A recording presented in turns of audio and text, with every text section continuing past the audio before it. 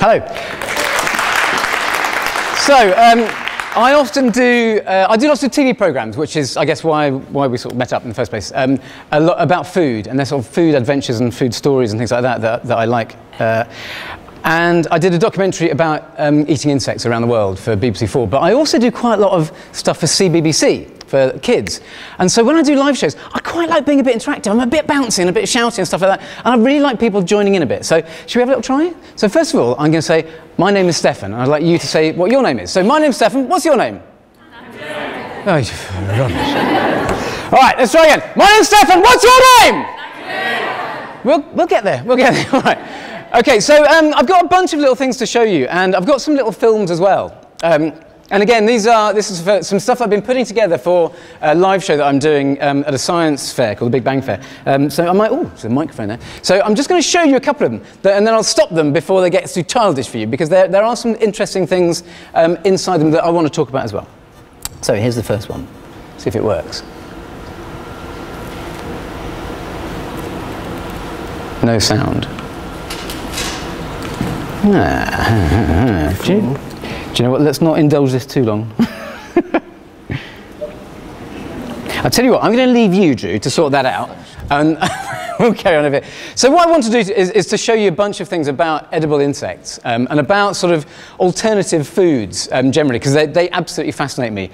Partly because they're quite good fun and they do make people scream a bit, but also because they're really, really important. They're really useful for the world. And I'm going to use this as a tool for taking you on a little journey through some extraordinary food science that I particularly love. So first of all, I need a volunteer, please. Now, oh, there we go. Only one person put their hand up, which means it's you. Right, so what you need to do, what's your name? Daniela. Daniela. Round of applause for Daniela. Very good. Okay, you get the silly glasses, I get the cool ones. I'm afraid that's just the way it works. Okay, so what we're going to do is we're going to do a little bit of explosions, okay? Actually, it's a bit of flame throwing. And what you need is some silly gloves, okay? They should be just your colour. There you go, pop those on. And we're going to sort of basically tear food apart a bit so that we can then put it back together and I can explain to you what the hell is going on. So we've got some powder here. And what I'd like you to do is put a couple of teaspoons of this powder into this, which is a very sophisticated device. A little bit of garden hose and half a drinks bottle. You're shaking. I know. That's because it says explosive powder on it, doesn't it? That's good. Okay, and one more. Yeah. Don't touch it. She'll blow. All right. Okay, now what I need is you're going to have to blow through this hose really hard, okay? So quick test blow. Okay, 1, 2, 3. Pathetic. You're going to have to blow a lot harder than that or I'll take your face off. Okay, and we're going to give her a countdown because we're all going back to our chances a bit here. Okay, so we're going to go 1, 2, 3 blow, and you're going to blow this across this flame here. So come and stand over here. I'm going to sort of guide you in the right place for it. You hold that. Blowing. Whoa! Inside. Yeah. Okay, so what you're going to do is blow really hard, okay? So put your lips on the end of it there already, that's it. Come a bit closer, down a bit, stop! Okay, 3! You got to help me.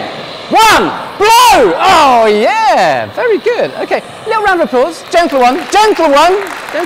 Okay, so you can take the glasses off now, and then what you can do is take a little. Where's it? What have you done with my teaspoon? No, there it is. It's in there. Okay, so put a couple of teaspoons of that in there. Very good. All right, and then a little drop of that. Actually, a good splash of that. Chuck a big splash in there. Zoop! All right, then give it a little stir around. Very good. And now eat a little spoon of it.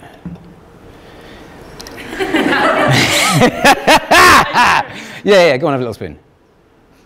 Actually, have a big spoon of it. So there you go. If you tip it that way, you'll be able to get a really big spoonful like that. There you go. You're actually serious? Yeah, absolutely. You grab that nice and carefully. Just shaking a little bit. Hold on a sec. Okay, and go for it. So it's when it hits the digestive juice in your body, that's go on, have a spoonful of it. Go on, Daniela, you can do this for me. Don't tip it all out. Go on, go on. Everyone say bye-bye to Daniela. Bye-bye, Daniela. Yeah, go on, you do absolutely have to do it. Are you allergic to any food, by the way? No. That was your opportunity there, and you just missed it. Go on, you go and have a little spoonful of that, and we'll laugh afterwards. So, what does it taste like? Don't know, it's really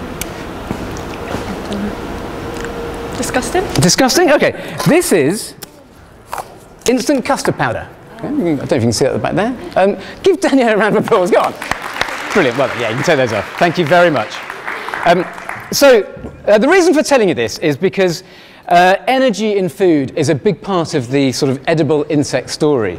So custard powder is basically made out of corn flour, which is one of these things, dried up and ground into a powder. And the thing is that it's the result of photosynthesis. And if you know anything about this, you'll know that photosynthesis is a ray of light, comes from the sunshine. A plant does this extraordinary bit of chemistry where it combines the energy from light together with carbon dioxide from the air and water, and it creates storable energy and oxygen. And so that's why those rainforests are brilliant, because they are brewing oxygen for us. They're literally creating it so that we can breathe. And that photosynthesis process is storing energy in the plant. Now, when you get through the food chain beyond plants, and you come to animal protein, which most people around the world do tend to love, apart from vegetarians, and obviously there's religious reasons why some people can't eat food. But when you've gone through that stage, it takes a phenomenal amount of this plant matter to make edible meat protein from animals. It's a sort of a process whereby we're losing calories along the way. It takes about 50 kilos of grain to produce 1 kilo of edible beef. And most cows these days don't really grow on fields. The vast majority of them are in barns, and they're fed on grain. And so we'll come on to, I'll explain sort of why this is really important later on. But basically, when you're talking about edible animal protein, there's a lot of wastage along the way from all of that energy that started off packed away as energy inside of food, usually as carbohydrates. So the second thing I want to show you is something else, another little drift off into food science, and this is not a real burger. Do you know what? It's really hard getting plastic burgers. It costs me a fortune these days. It costs me about £4 each. I thought that was outrageous. Anyway, so this is a burger. Now, you can see these little burn lines on the burger. And that's where, I guess, the heat has been stronger than in the bits where there's no burn line. Now, what's amazing in this is that where your meat gets seared, where you get a really nice crust on it, there's an extraordinary reaction called the Maillard reaction. And it's basically where flavour is. It creates flavour in food. So if you have a roast chicken with a nice crispy skin, you'll get these flavours on that crispy skin that you won't get if you'd poached the chicken. It's basically at a very high temperature. There's a cascade of chemical reactions which makes those proteins extraordinarily well flavoured. You get a lot of these umami flavours out of it, which is why food tastes really good. Now, heat in food is really, really important. And the fact that you need to take a lot of food out of the fridge before you eat it, so well before you eat it, is sort of well known, but I don't think people really understand what's going on. So if you buy a really expensive bit of cheese and you want to taste the flavours inside it, take it out an hour beforehand, because you're warming it up. Now, when you warm up food, just like any matter, you're making the molecules inside it move around a bit more. And when you smell food, you go like that. You smell food, and molecules go up through your nose, up to your olfactory bulb, which is behind your forehead up here. And all of the flavour volatiles are the bits inside food that make it smell of something. Now, if they're not moving around a fair bit in the food to begin with, not that many will make it up to your olfactory bulb. It just won't smell very much. Now, it's all a bit hypothetical, so I thought I'd show you a relatively dramatic way of doing this. So I need another volunteer, please. Volunteer, maybe somebody further back. Yes, that would be brilliant. You spin down here. We'll need gloves and stuff again. Who in the room has set off a fire extinguisher before? Come on. Come on. Yeah. Surprising amount of you. That is really naughty. Have you ever set off... What's your name? Hannah. Hannah. Hannah? Yeah. Hannah. Round of applause, Hannah. Small round of applause. Small... Up! She'll get a bigger one later. Hannah, have you ever set off a fire extinguisher before? No. Brilliant. Okay. Would you like to? Yes, you would! Come on! We're going to set up a fire extinguisher. So, what we're going to do is a very unscientific exploration into taste and flavour. So this is a bit of quite stinky cheese that I've had lying around for quite a while, not in the fridge. So I think it's quite cheesy. Do you like cheese? Yes. Yeah? I think this is quite cheesy cheese, but you may think differently. But have a good smell. Go. Yeah. Now breathe in a bit. Like, go on. Go on, go and smell the cheese, woman! Breathe in! Okay, now, how cheesy, on a scale of 1 to 10, how cheesy is the cheese? 5. 5. So middling, not that cheesy. I'm disappointed. No, I think you're right, actually. Yeah. It's something wrong in there, actually. But anyway, all right, so cheese. That's a number 5 cheese. Now, what we're going to do is we're going to put this on the floor over here. I'm not sure, actually, you won't be able to see there. Let's do it over here so people can see a bit more. Okay, now you need to put your gloves on. Where's the other glove? Oh, there's 2 there. Gloves on. Silly specs, and now these should fit over your glasses. They fit over my silly specs, so they should be able to fit over yours. Where's mine? There we are. And the thing about, this is a CO2 one, isn't it? Yeah, the thing about CO2 fire extinguishers is that they are very cold. The stuff that comes out of them is very cold. I'm not, by any stretch of the imagination, encouraging you to set off fire extinguishers, okay? Do not set off the fire extinguisher. Very dangerous. However, it's quite fun. Now, inside there is CO2. When it comes out of there, at normal air pressure, it will be minus 78 and a bit degrees, okay? So super cold, not touchy, okay? So what we're going to do is we're going to bring it over here, come over this side, and we're going to freeze this cheese in the fastest way I know how. So pull out the ring there. Come on, you'd be rubbish in a fire. All right, let's get on. There you go. Anyway, the next bit will be more fun. Don't worry. All right, so we're going to point that there. Okay, don't touch anything except the handle, all right? Because that gets super cold. That gets to sort of minus 78 as well. Okay, give it a squeeze and give it a bit of a freeze. Stop! Stop! No, that's good. All right, give it a bit more. Go on. Go a bit more! Come on, freeze it! Stop! Stop! All right, we're going to turn it over. All right, do the other side. Go on then. Hang on. Go on, give it a squeeze. Stop! A little bit more. Stop! Go on, give one more. Brilliant. All right, that'll do. Okay, quick, over here, quick, run. Now, so all this white stuff here is dry ice, okay? This is minus 78 degrees. The cheese is very cold. Don't put it on your nose. It will stay there for quite some time, all right? Like a couple of years. So now we're going to smell the cheese without putting our nose on the cheese, and we're going to assess it again on a scale of 1 to 10. So how smelly is the cheese on a scale of 1 to 10 now? 2. About 2. Give it a massive round of applause! That's a big one. Okay, take all that stuff off. So what you've done is basically you've chilled it down, and therefore the molecules inside it, all the molecules inside it, including the ones that don't smell, are just moving less. So few of them will make it up all the way up to your olfactory bulb, and therefore it smells a little bit less. Okay, brilliant. You can go and sit down. Thank you very much. That was absolutely fantastic. We're going to use that a bit later on, if there's any left. Okay. Just want to take you back to this idea of energy in food again. So this is our corn. And there are other things that you can do with corn to extract the energy from it. In Brazil and the US, a vast amount of land has been taken out of food production and is still growing food, but it's growing food for fuel. So what you get is you get corn and lots of sugarcane as well, which is grown. It doesn't go into the food market, but it goes into the fuel and energy market, and it's distilled. So you take the energy potential that is in your food, so basically huge amounts of carbohydrates, which are packed with a lot of energy, like as you saw with that little bit of flame throwing there. And by the way, that little burst of flames there was probably about 20 calories. And that energy that's in the food is what you get out of your food as you eat. And it's obviously a different type of chemistry that you get it from and a different bit of physics that happens. But that is what is happening. You know, you are literally burning fuel inside you. That's how you keep yourself at the right temperature, how you manage to move around and stuff like that. And what they do is they distill it. So they basically brew it and heat it up, and they take a certain, at a certain temperature, they catch all of the liquid that comes off it, and that is pure ethanol, which is basically alcohol, and in its absolutely purest form. And it's packed with a much more concentrated amount of the energy that you saw in the corn flour. And again, it's come from the same stuff. It's come from corn. It's actually a different type of species of corn. You get these really fat kernels in the corn. The sugarcane is just normal sugarcane. And what they do is so they distill it and you put it into cars, and it's called biofuel. I've got a little bit of it here, and I've charged one of these up already with a tiny bit of biofuel. And what you get is you get a little bit of vapor. Again, this really is not something to try yourself unless you're doing it in a lab or in controlled conditions, or you're a complete idiot like I am.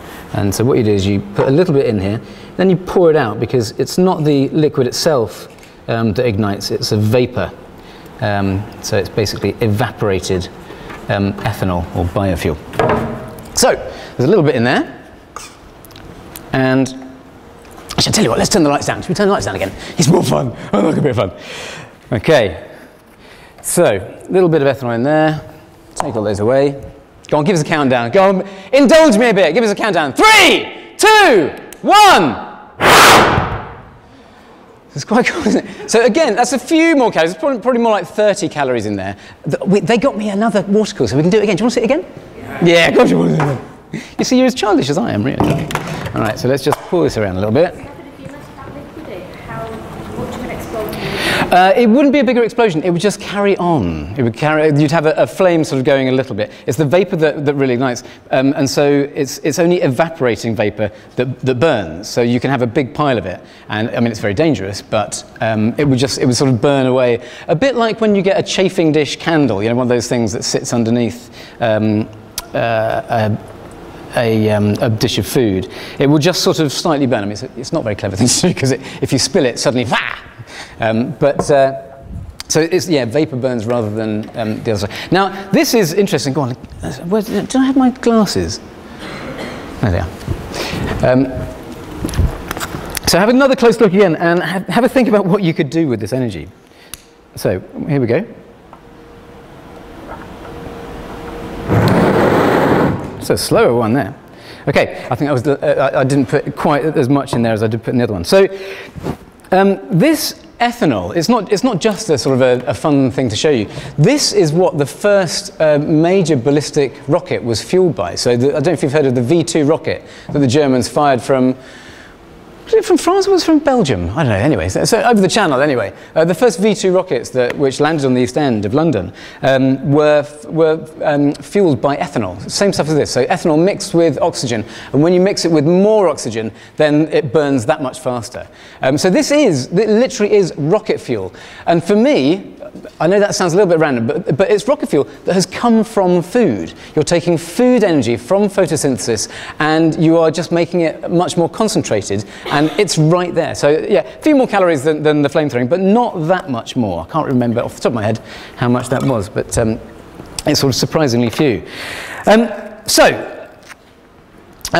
to the burger and using up all of this food, taking food out of the food chain. So back to my silly plastic burgers. And so if you take one burger, it takes a huge amount of stuff. And the reason it takes so much input to get a small amount of output is cows shit a lot. And so, which is part of the process. You know, there's lots of calories still left in their excrement as it comes through. They take a long time to mature. You know, cows are usually slaughtered at somewhere between 18 months and 24 months. You know, they're relatively old animals. There's a lot of wastage. There's all the bone that people don't eat that has had to be created by the food that the animal's eaten. So you do you're just losing vast amounts of calories. Now, for us, it doesn't make a difference on a grand scale that food is taken out of the food chain and put into a different part of the industry, a different part of what people use, because a few pence difference in the price of grain, we probably wouldn't notice it that much. But when you're looking at countries that are already kind of finding it difficult to feed everybody, a few pence difference in a kilo of grain can be really crippling and can cause huge problems.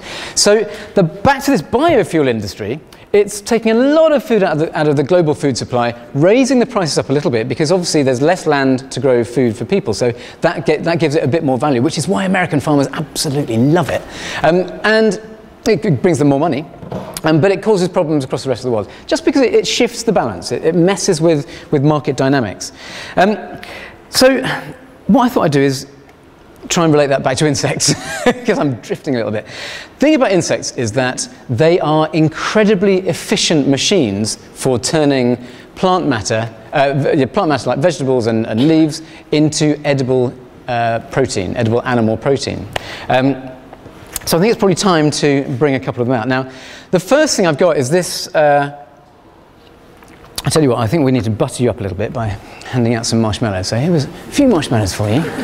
Okay, have a little marshmallow. In fact, it's quite important for the flow of the rest of this that you do actually eat a marshmallow. There you go. Have a little marshmallow there. Thank you. No, have a pink one. Go on, have a pink. Oh, you got a pink one. They're coming back now. I love it. pink marshmallow. Yes, thank you. Very important to have a pink one. Thank you. Yeah, pink marshmallow. Very good. Okay, that's just to calm you down a little bit, because now I need you to be absolutely silent, because you've got something stuck to your head. Because I'm going to bring out an insect which it's actually illegal to get these out normally, but seeing as we're here, we might as well do it. Now, what I need is for everyone to be absolutely silent, because they're very easily disturbed and they can get very aggressive if they're sort of knocked around. So I've had it in this now for probably for about an hour and a half, 2 hours, I think. So hopefully it will be nice and calm by now. So might as well bring it up to show somebody. Shh. Would you guys like to have a look? Are you scared of spiders? Yeah. Or? Okay, well, let's have a look. Okay. I'll go ahead. No. Oh, shit. Okay, there's marshmallows actually, there's not a spider. What I'm interested in is the idea that one food is, so I'm really sorry, that was very mean of me. It was quite fun. So I'm really interested in the idea that if a food is unfamiliar, it seems wrong or it seems scary. And I think insects are interesting because they move in an unfamiliar way. Because they're very small and very light, they move it with kind of alien movements. And so we don't see them as something naturally as part of our world, as part of something we put on our plate. But in lots of places around the world, they are. And I made this documentary for BBC 4 called Can Eating Insects Save the World? And we basically went all around, mostly Thailand and Cambodia, where insect eating is a hugely important part of the culture. We visited a school, a primary school, where there were kids probably from the age of about 4 up to the age of about 8 or 9. And their main protein, so I cooked lunch for them, or rather I helped the dinner lady cook lunch for them, and their main protein was crickets. And they had gone out the night before. All the kids go out the night before, and they collect crickets during the night, because they're much easier to catch at night. They don't really move very much. And they bring in a little bag of insects in the morning, a little bag of crickets, and they're all fried, and they are the main protein source. And because it's familiar to them, it's not a problem. You know, they don't see it as scary at all. And literally, there were, at the end of the meal, the local ice cream truck comes along for pudding. Okay, they don't make it themselves.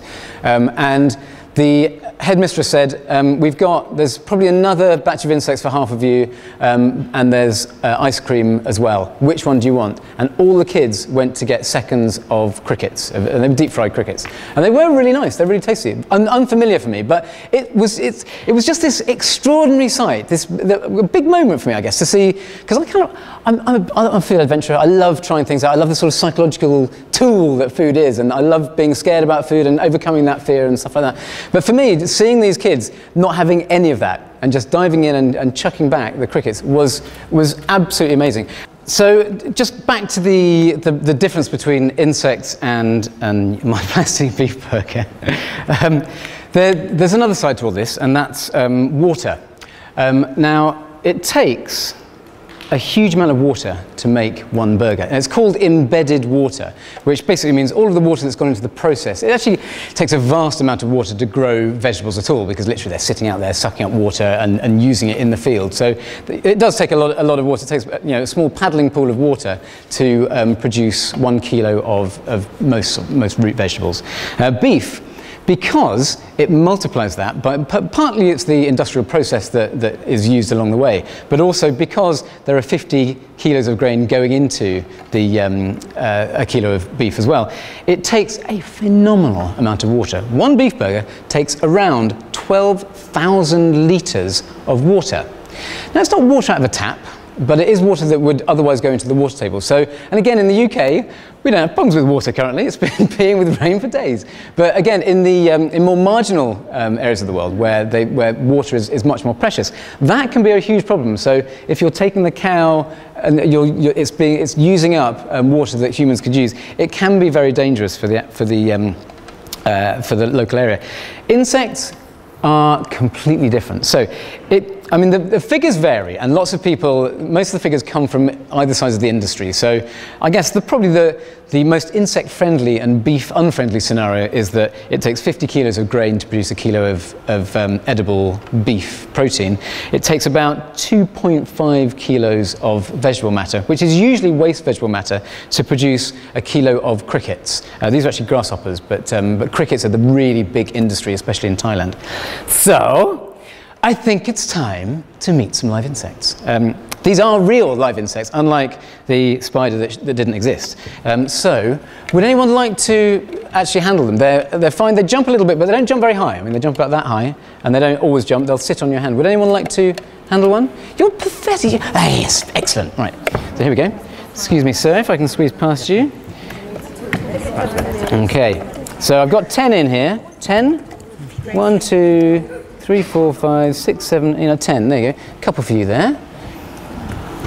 Anyone want to try this, sir? There you go. Whee! There you go. That's yours. It's on the floor down there. Okay, guys, do you want to have a little try? You have a little try?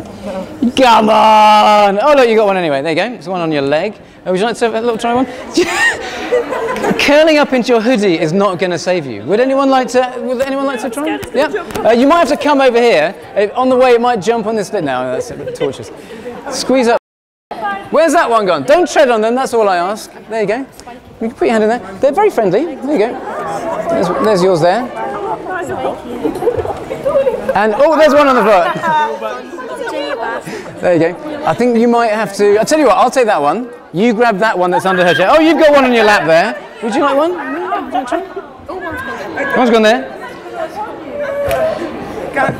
You might have to grab it over there, and very gently. That's it. Very good.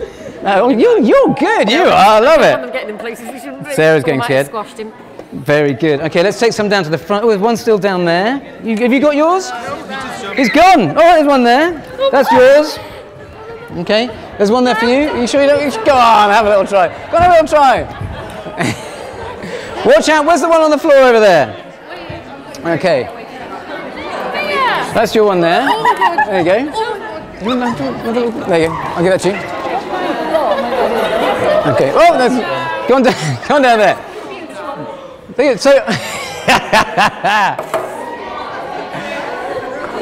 has that one disappeared down the bottom? Yeah, he went under there. So it'll be fine. It'll live for years down there. You got yours there. You're scaring the girls. Well done. There's probably one back here. Oh look! You see, you've made friends with it now. You weren't very keen to begin with, but now you're all keen.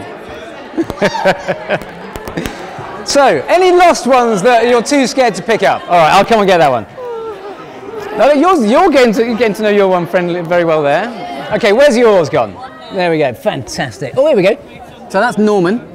Oh, here we go. No, Norman's gone. No, Norman's gone down the back. All right, no, we'll find him later as well. He might come back in a bit. Don't worry. Okay. Right. So. I went to number 11 Downing Street to do a charity party a little while ago. And I took a big box. I'm not the biggest fan of George Osborne. I took a big box of insects. I set them free, and I left the room, and that was it. Just like I've done today. But I do like you guys. It's not a bad thing. They're still in trouble up there. I'd sit down if I were you. They're very friendly. They're also all called Norman. It's the only way that I can remember their names. Right. Okay. I'd sit down. You'll be fine. You'll be fine.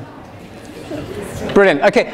You can take them. Actually, do you know what? If at the end of the show, if you could show at the end of the lecture, if you can bring them back to me, and we'll put them back in the box. Any of them that are left. So those are crickets. Now crickets are really, really tasty. Those are sort of semi-mature. When they're mature, they get. Shush! What you look like? So when they're mature, they're about twice that size, and they kind of get a lot flatter and straighter, which is very odd. You can't sit down. So now, but those aren't the only insects around the world. You also get these fellows here. I don't know if you can see this that well, but here are a couple of tarantulas. I don't know if you can really see that well at the back. I can't really put them under the camera there. These are tarantulas, and they're a common food source in Cambodia. And it's a sort of a poverty food to some extent, although a lot of people say that it's just a delicacy. And the thing about a lot of these things like crickets and grasshoppers is that we think, you see, you're loving it now. We think that people eat these things because there's nothing else. It's simply not the case. In Thailand, crickets and grasshoppers and giant water bugs and things like that are more expensive than beef. It's more expensive to get that than it is to go to McDonald's, for instance. It's a premium food. It's also a traditional food, and people really genuinely love it. They're not doing it because they have to. They're doing it out of choice. They're eating these things out of choice. And they are really tasty. The other thing about them, so going back to the Maillard reaction, okay, is that... I've lost you really for the rest of the talk, haven't I? Going back to this thing called the Maillard reaction, okay, which is this amazing cascade of chemical reactions that make food taste good when there's lots of protein. Basically, you need a high surface area to volume ratio, because so insects are small, which means there's a lot of surface compared to the volume, which means that when you deep fry them, you get a phenomenal amount of the Maillard reaction happening. With this burger, the Maillard reaction is only happening on the outside. It doesn't happen inside because it needs very, very high heat to be able to achieve that. Insects, because they're small, you get a lot of it going on. So consequently, they taste really good. There's a phenomenal amount of those umami flavors that you get, tastes rather, that you get from it. They're really, really nice. The best ones are red ants. So the little documentary that was part of, a big chunk of that was about red ants, and they are absolutely delicious. It's like a cross between sort of caviar. You bite them and they sort of burst on your tongue, but then you eat them with young ants as well. And the ants themselves have a lot of formic acid in, and so they're very lemony. So you crunch them and you get this sort of lemony, limey flavour. And they are absolutely fantastic. Very, very expensive. One of the most expensive foods in Thailand. Okay, so you've had the crickets. Now, one little snack, 'cause I know you've been ever so good, ever so good. Quick snack. You know how this is going to go, don't you? There we go. All right. So, now it's time to introduce you to these fellas here, okay? These, what we're going to attempt to do is put them on a microscope. So hopefully this will come up on the screen behind you. Movie recording. There we go. See if I can get them to focus a little bit more. Okay.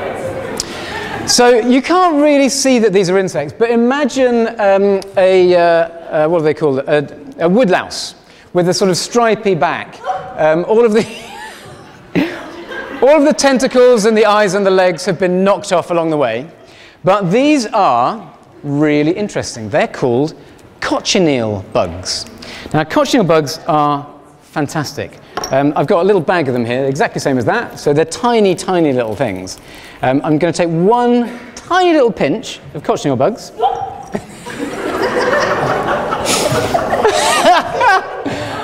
And grind them up. So I'm grinding up the cochineal bugs here into a little powder. Like that. Have we still got any bugs? Are they still around, or have they all escaped? That's just cruel! Okay, you got some up there. All right. So, okay. So, I've got my cochineal here. Pay attention! I've got my cochineal here, ground up into a powder. I've got a large jar of water, and I want you to look very closely at what happens when I tip these into the water. Okay, watching very closely, watching very closely. A little bit of magic is going to happen here. That is a bright pinky colour. Now, this is ground up cochineal, and it finds its way into some extraordinary places. Back in Mayan times, if you were a Mayan king, you'd have clothes that were dyed in this stuff. And so if you had purple clothes, it meant you were very, very rich, because it was hard to get the purple colour in any other way. But it crops up in odd things as well. I'll explain how you get them. If you ever, anyone here been to Lanzarote before? Lanzarote? Put your hand up if you've been to Lanzarote? A few people have. Okay, if you go to Lanzarote, it's really weird. It's a beautiful place, very volcanic, but there are loads of these fields full of cacti. And the cactus plants are laid out in rows. They're like orchards of cactus, which is really weird because nobody in Lanzarote eats cactus. What they do, or what they did, because the industry's sort of disappeared a bit now because it's done cheaper elsewhere, but what they do is they grow things on it. And if you go up really close to the, I'm getting distracted as well now. Go up really close to the cactus plant, get, focus Gates, focus. get up really close to the cactus plants and you'll see that it's covered in a kind of spider's web stuff. Now you scrape away the spider's web and underneath it are these little sort of nodules. Now you pick them off, they don't really move very fast, pick them off, and those are cochineal bugs, and they're probably the size of the end of your pinky. And what they do is they put these in big pans, kind of like sieves, I suppose, not pans at all, big sieves, and they put them out in the sunshine to dry. And they die almost instantly because they usually get all their moisture and their nutrients from sucking it off the cactus plant. They die and they shrivel up, and they shrivel up more and more and more until they look like this. So these are, I don't know what this fella here is. He's a stray. That's the cochineal bug itself. It looks like a little grey bit of gravel. Brilliant, well done. That's one back. A little bit of grey gravel, but when you grind it up, it has this strong colour. If you ever buy a pack of sausages from the supermarket, specifically Wall's sausages or Richmond sausages, I don't know if you've ever seen them, have a little look at the label on the back.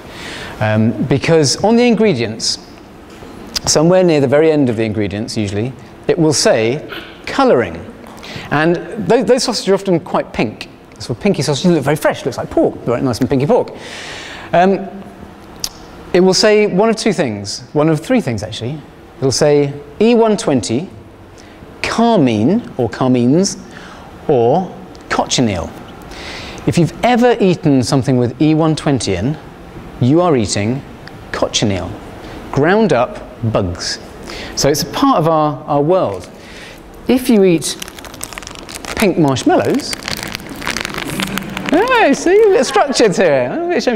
You have a little look at the ingredients on the back. E120, so you've been eating bug blood. Lots and lots of Haribo sweets are made with E120. Have a little look at it. And because there's different names, it's quite good, you know, they sort of try and stop you from thinking it's bugs. But that is what a lot of pink and purple foods are coloured with. So I commend you, you're absolutely brilliant. Now, so the other things that are very common foods around the world, so we've got our tarantulas there. These ones I'm going to attempt to put under here as well. So these fellows over here are mealworms. Can I get it a bit closer? So that's a mealworm. Now mealworms are really interesting. These are grown in, these particular ones have been grown in Holland for human consumption. They're organic mealworms. They're brilliant because, I mean, these fellows are tiny, but because, again, they've got a very high surface area to volume ratio, so when you deep fry them, you get a phenomenal amount of flavour coming out of it. But the really important thing about mealworms is that they feed on waste matter. They eat something called wheat chaff. So when wheat comes in from the field, it's kind of ground up a little bit. The first stage of grinding is to get rid of all the chaff. So they sort of float off, little bits from the outside. And they eat this wheat chaff, which is, I mean, it's often otherwise put into animal feed as roughage for them to poo out. But they eat that, and they produce very few greenhouse gases on the way to maturing, and they taste great. I've made bolognese and things like that out of them, and it's pretty good. Did we use mealworms? Yeah, we made. What did you make? Mealworm burgers, yeah, which were absolutely fantastic, really good fun. Here's a little tour of some other odd insects from around the world. I wonder how I'm going to do this. So let's see if you can see these fellows here. These are edible flies from a marsh just outside Mexico City. Now, I don't think these taste particularly good, to be honest. They taste a bit like a marsh. They're kind of slightly muddy, but they like them because of the flavour. They put them in with omelettes and a little bit of chopped up aloe, as in aloe vera, and they make these little patties out of them. And they like the crunch of them. It's a real textural thing. These are quite odd. These are one of my kids' favourite insects. These are edible fly eggs, so the eggs of the fly I just showed you. And again, I don't think they really taste very much, but they have a crunch, and they're not really caviar-like. In fact, it's a little bit like eating sand. You know, it's not particularly pleasant. But in Mexico, it's a really important sort of cultural food, almost like a nationalistic food. Again, I don't know if you can see these that well. Oh, it's because of my little light on it. Actually, let me just hold it up and show you. So I don't know if you can really see through that, but that's actually two different bugs. These are called fat-bottomed ants, and these are from Colombia. I think they're one of the biggest ants in the world, and they roast them. They're only around for a particular time of year. I've tried to film them a couple of times. We never get there at the right time of year. They come out and they're only around for about 2 weeks. and when they're out, they are everywhere. And they collect them all, they drown them first in big pots of water, and then they roast them. And they taste like the natural compounds in them make them taste very smoky, like smoky bacon. You've seen grasshoppers. In fact, you've met the grasshoppers. These are another type of mealworm. Actually, these are called buffalo mealworms, and they're just same kind of thing, but a lot smaller. So same kind of thing. And again, great stuff, because they've got such a high surface area. This, however, is and I've eaten some really filthy old junk from around the world. I've had radioactive soup in Chernobyl, and I've eaten rotten walrus, I've had cat's liver, I've eaten pretty much everything. You know, especially when you're living with communities where they're very marginal or they're running from the army and things like that, you tend to eat whatever is available. I did once eat something that was slightly endangered, but we didn't find out because they said it's called hihe. And we said, what's hihe? Turned out hihe is a slow loris on the slightly endangered list, but we didn't find out until we got back. So got to be careful out there. Anyway, this is the filthiest, most disgusting, most vile food on the planet. And I've eaten rotten walrus. You know, anyone ever had surströmming? Surströmming? It's good. Do not have surströmming. It's fermented herring from Sweden, and it tastes like a cross between 5-week-old vomit and dog poo. It's utterly disgusting. This is worse than that. It's worse than wee, it's worse than poo. This is vomit, edible vomit. And it's not just that, it's multiply regurgitated edible vomit, which means it's been vommed up, eaten, vommed up again in a cycle of many, many times over. The way it's made is really weird. Basically, a bee, is that another escapee over there? What happened to the box? Oh, there. Drew, would you mind? I think they might be. We're going to lose more and more. If you wouldn't mind handing that to anyone that's got a cricket. I know you're making friends with them, but I'd quite like them to. I'd quite like to take a few with me later on. Anyway, this is the most disgusting food on the planet, and the way it's made is this: a bee flies to a flower.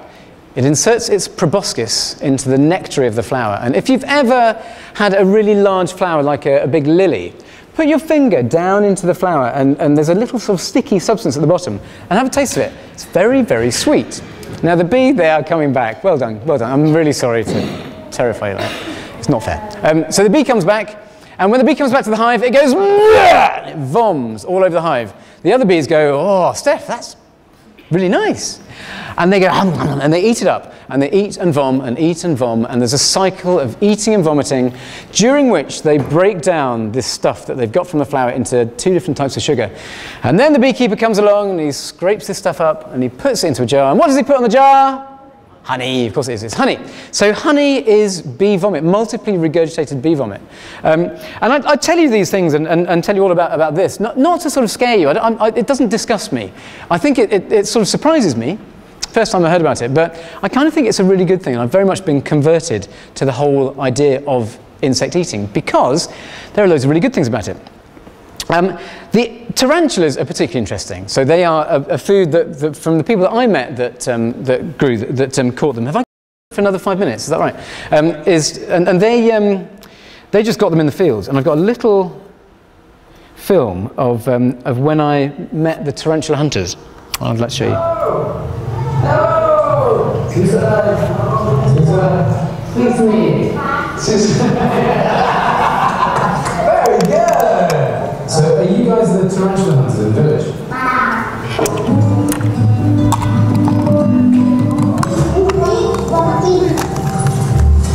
So, you reckon that there's one sitting under there somewhere?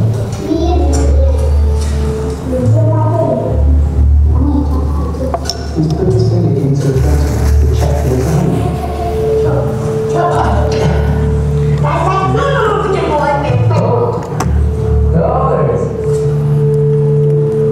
That is a tarantula. They're very useful, aren't they? They may be useful, but the fangs are extremely dangerous. And so if you pick it up by the sides, is that much safer? Do you think there are lots of people who are scared?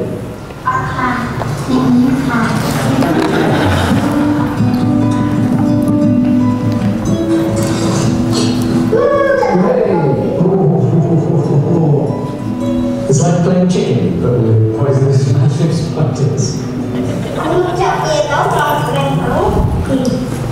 So, now we're going to come out.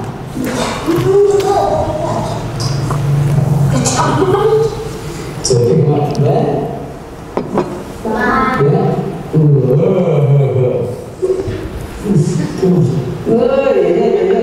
know, it's a spider. It's the one you picked up. Oh, it's quite soft. Quite warm. There's... my tarantula. Am I drinking this wet? Because I feel like it. What does it taste like?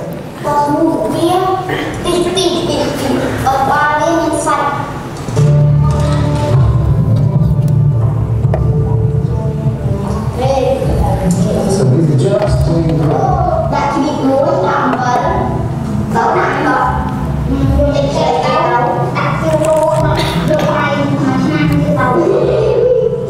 which one's going to taste best?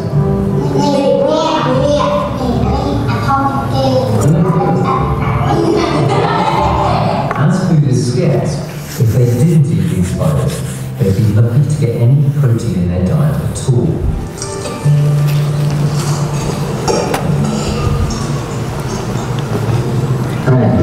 That's good. I like it. I like it. Number one. I'm not just number one. It is nice. It's meaty on the inside, like a prawn or a crab has some white meat inside it. You guys are brilliant. Thank you very much.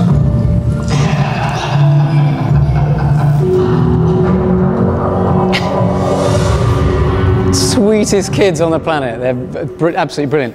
So that was the tarantulas. And you, I mean, come up after the talk and have a little look if you want. So these are the tarantulas. It's about this size. So they're not the ones that you see in the zoo. They're kind of little smaller ones, and they are. I mean, they're just all around. They're just walking barefoot amongst these fields. Crazy. Anyway, I just wondered over there. So you've been sitting here for about an hour. Thank you very much. Just wondered if anyone's farted during that time. Has anyone dropped one? No? Okay, I bet somebody has. Tell me how much does the average person fart in a day? Shout it out if you know. How much? Say again?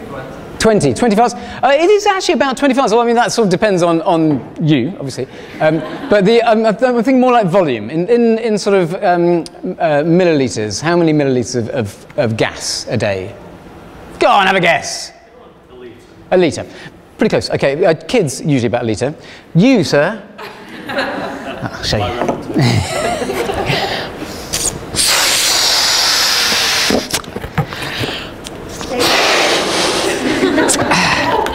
About that.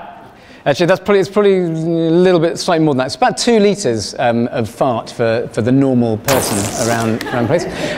2 litres of fart. And now this is an essential part of the process of digesting food. So the digestive process is absolutely fascinating, a whole other world. So I'll make it very, very short, but basically you chomp food up in your mouth, mix it with some saliva. There are a few enzymes in there that will begin the process. It goes down your esophagus, down to a kind of holding chamber of acid, full of hydrochloric acid called your stomach. The acid there mixes together with the food and starts to break it down again. And by breaking it down, it's basically breaking it down into smaller molecules from which larger molecules will then be made later on. So in the stomach is a big part of it, lots and lots of acid. There's a little thing called a sphincter at the bottom of your stomach, and that's a muscle, a circular muscle that allows bits of food into your long wiggly intestine, which is very, very long, where loads and loads more enzymes attack the food. And again, they're breaking it down. They're taking the molecules of the food and breaking them down into other ones that your body can use and extracting all the good stuff. And then the food goes into your large intestine, which is a big sort of tube of intestine that goes down to your bum hole, and then you have a poo. In your large intestine live billions and billions and billions of what?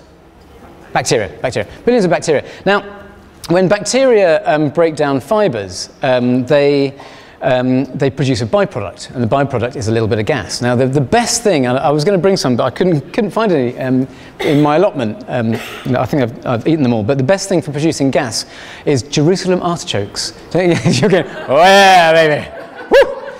Jerusalem artichokes have a lot of a sugar in called inulin, which you can't digest by enzymes or acids. It's all pretty much digested by bacteria in your colon, producing phenomenal amounts of gas. The brilliant thing, I urge you to get Jerusalem artichokes and have a little try, especially if your mum's coming around for dinner, because they look just like potatoes. Once you peeled them, they look like ginger before you peeled them. Once they're peeled, they look just like a small potato. So just slip them in amongst the roast potatoes. They taste like a potato, but slightly sweeter, like a cross between an apple and a potato.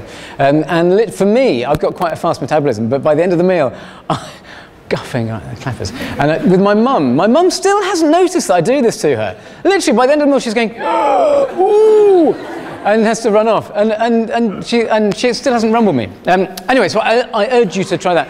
Farting is a really important part of digestion. If you didn't fart, you would explode. Actually, before you explode, something really disgusting happens, but it's actually too disgusting to tell you.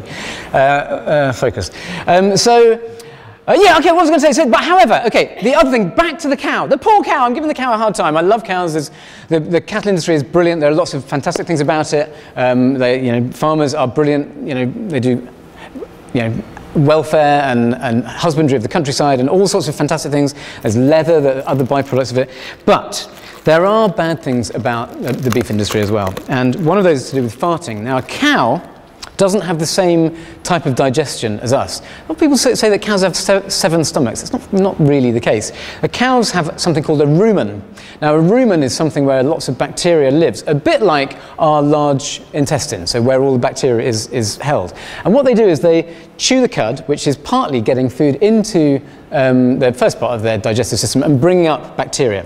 They brew food. We can't get very much nutrition out of grass. It's got cellulose in, and cellulose we can't break down with our digestive system.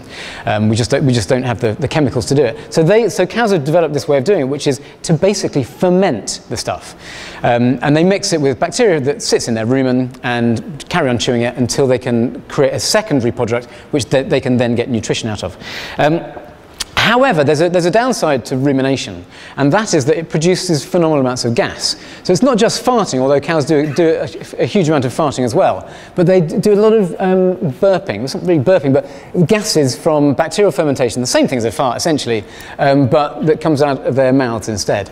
They produce a phenomenal amount of this gas. Now, nothing wrong with farting and doing lots of farting per se, but the gas that they produce has a lot of things like methane in it. Now, methane is a very, very powerful greenhouse gas. It's very damaging to the environment, as well as just the embedded carbon dioxide that is produced by a cow in its life cycle.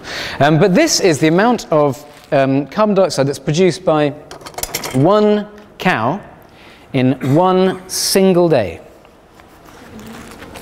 Say again. Specs, that's a very good idea. Thank you very much.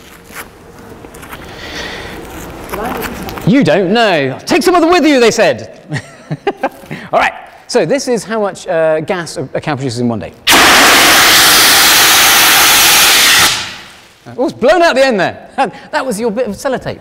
Okay, that is, if it were full, as you drew, would you mind holding on to the fire extinguisher so it doesn't fall down? That is 400 litres of gas. It's fast escaping because there's a split in the bag at the end here. But it's a huge amount. And because a lot of that is greenhouse gases, it's very damaging to the environment. Now, over the course of its lifespan, which is, I think I mentioned earlier, it's about 18 months to 24 months for a cow will produce 250,000 litres of gas. And so moving our protein sources away from beef to other sources, insects being, for me, the ideal one, because they have such a low impact on the environment, is a great, great idea. Now, I'm sure nothing I've said today has convinced you at all about eating insects, but I have got some that you can try. Do come and have a look. They are mealworms. They've been mixed with a little bit of smoked paprika and a little bit of salt. They taste pretty good. Annoyingly, they're freeze-dried. All the insects that you can get for human consumption in Britain generally are freeze-dried, which is not a brilliant thing to do to a piece of beef or an insect. So they don't taste amazing, but they're very interesting. So please do come up and have a little try after we've finished. The other thing that you can try, other alternative protein sources I'm fascinated by here are jellyfish. And these come from, I think these ones are from China. A pretty big food source, very good if you're dieting. They actually have a very small amount of fat in them.